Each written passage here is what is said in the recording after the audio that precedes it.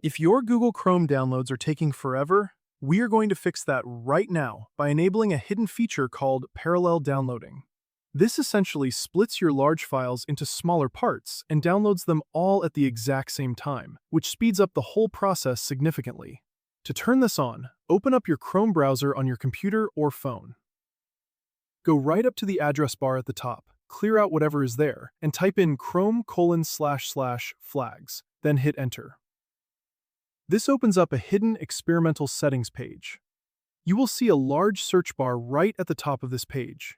Click inside that search bar and type the word parallel. As you type, you will see an option pop up below called Parallel Downloading. Now, look right next to that setting and you will see a drop-down menu that is currently set to Default or Disabled.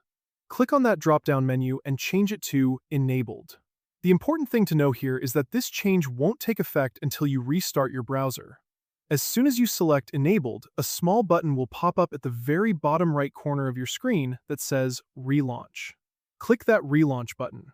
Chrome will instantly close out and then back out into your active tabs, saving all your open work. Now, that goes both ways when it comes to your network. While your files will download much faster, this feature aggressively uses more of your internet bandwidth.